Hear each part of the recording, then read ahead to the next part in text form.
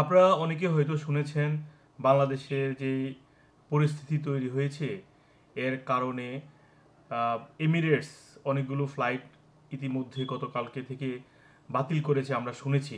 তবে আমার সাথে এখন যোগ দিয়েছেন আপনারা জানেন সামি সানাউল্লাহ ভাই, ট্রাভেল লিঙ্কের স্বত্বাধিকারী। সানাউল্লাহ ভাই থেকে আমরা আসলে আপডেট জানতে চাই। সানাউল্লাহ ভাই যদি আমাদেরকে একটু বলেন আসলে পরিস্থিতি কি, মানে আসলে কি ফ্লাইট ক্যান্সেল হয়েছে কিনা। ধন্যবাদ। জি, দুঃখজনক যে ঘটনাগুলি ঘটছে এবং এটাতে আমরা খুবই চিন্তিত।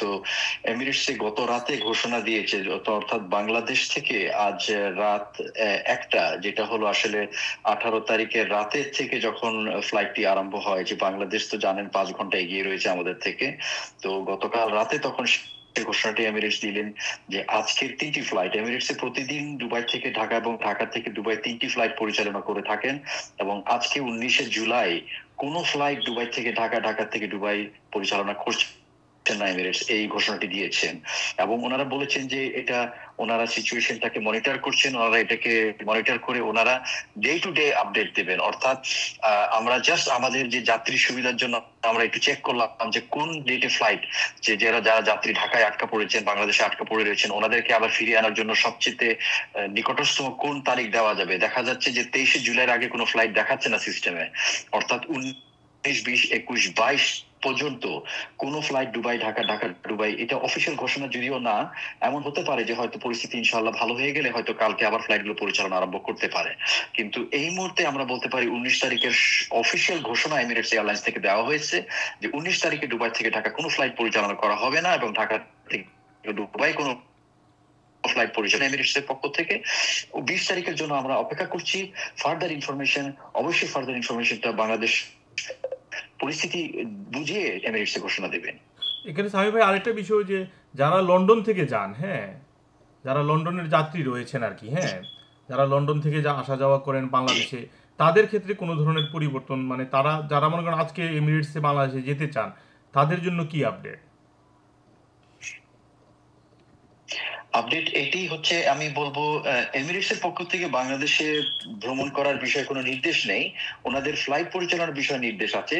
তবে আজকে যে ফরেন কমনওয়েলথ অফিস থেকে যে ইমেলটি এসেছে এফসিও ওয়েবসাইট থেকে, যেটা ইমেলগুলো এসেছে যে বাংলাদেশে ট্রাভেল করার ব্যাপারে যে নিরাপত্তার ব্যাপারে এবং ইন্স্যুরেন্সের ব্যাপারে বিশেষ করে যেটা বলা হচ্ছে যে যারা ভ্রমণ করবেন, যদি নির্দেশটা দেওয়া হচ্ছে যে ভ্রমণ না করার জন্য যে সতর্কতা বাণী দেওয়া হয়েছে, যে অবশ্যই আমি খুবই জানতে চাচ্ছি স্বামী ভাই, আমি জানতে ঝুঁকিপূর্ণ। চাচ্ছিলাম ধরেন জি, যারা লন্ডন থেকে বাংলাদেশে যেতে চান ইমিরেটসে তারা যেতে পারবেন কিনা, নাকি দুবাই পর্যন্ত যেতে পারবেন শুধু?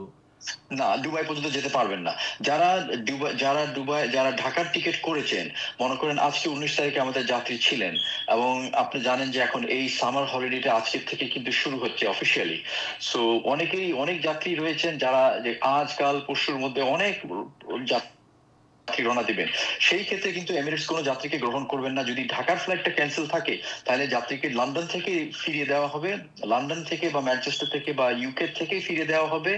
ওনাদেরকে বলা হবে যে আপনারা যোগাযোগ করুন আপনাদের এজেন্টের সাথে, অথবা এয়ারলাইন থেকে টিকিট কিনে থাকলে এয়ারলাইনের সাথে যোগাযোগ করুন। কিন্তু এয়ারপোর্ট থেকে ওনাদেরকে কোনো মতেই বোর্ড যেতে দিচ্ছে না? দেওয়া হবে না। আচ্ছা আচ্ছা। তো বাংলাদেশ থেকেও তো আসছে না কেউ, ঠিক না? স্বামী ভাই, বাংলাদেশ থেকে ওনাদেরকে দেওয়া হচ্ছে, ফ্লাইটটি যদি পরিচালনা না থাকে তখন কিন্তু জি, বাংলাদেশ থেকে যেহেতু ফ্লাইটটি আসছে না দুবাই পর্যন্ত, হ্যাঁ হ্যাঁ হ্যাঁ। সেই ক্ষেত্রে এটা সম্পূর্ণভাবে ওরা প্যাসেঞ্জারকে এয়ারপোর্ট থেকে ফিরিয়ে দিচ্ছে। ওরা এয়ারপোর্ট, যেমন গতকাল রাতে আমাদের যে যাত্রী ছিলেন, মানে গতকাল রাতে অর্থাৎ বাংলাদেশ সময় ভোর 1টার সময় যে ফ্লাইটটি ছাড়ে, সেটা তো জানেন চেক ইন কমপক্ষে 3-4 ঘন্টা আগে করতে হয়। তো সেই যাত্রীকে এয়ারপোর্টে, ঢাকা এয়ারপোর্ট যাওয়ার পরে বলা হয়েছে যে আপনার ফ্লাইট যাবে না, আপনার ফ্লাইট, ইনফ্যাক্ট ফ্লাইটটি সম্ভবত যায়ও নাই, দুবাই থেকে হয়তো ফ্লাইটটি যায়নি। তো এই পরিস্থিতিতে প্যাসেঞ্জারকে বলা হয়েছে যে আপনি ফিরে চলে যান বাসায়, আপনার ফ্লাইটটা যখন আবার চালু হবে তখন আপনি আবার নতুন করে আবার বুকিং করে যেতে পারবেন। এমনি স্বামী ভাই, অন্যান্য এয়ারলাইন্স যেগুলো রয়েছে যেমন বাংলাদেশ বিমান বা ধরেন আরো যে এয়ারলাইন্স আছে, তাদের মধ্যে তারা তো এই ধরনের কোনো নির্দেশনা দিয়েছে বা কোনো ক্যান্সেল হয়েছে না, ওগুলা ঠিক আছে? এই ধরনের কোনো নির্দেশনা দেয়নি, এবং আমরা যতটুকু জানি আজকে বিমানের একটি ফ্লাইট সিলেট থেকে আসার কথা, সেই ফ্লাইটটি আমরা যতটুকু জানি, আমি লেটেস্ট আমি এখনো বলতে পারছি না, বাট আশা করছি যে ফ্লাইটটি হয়তো অন দি এয়ার আছে।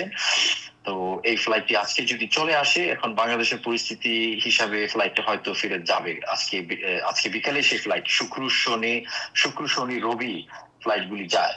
তো আমি গতকাল রাত পর্যন্ত যে দেখেছি কিন্তু এই ফ্লাইট গুলি কিন্তু শো করছে অ্যাজ অপারেটিং, বাট ফার্দার আচ্ছা আমরা আচ্ছা, কিছু বলতে পারছি না এখনো। এমনি তাহলে এখন এটা পর্যন্ত কয়টা ফ্লাইট বাতিল হলো ভাইয়া? আমাদের এমিরেটসের কয়টা ফ্লাইট বাতিল হলো?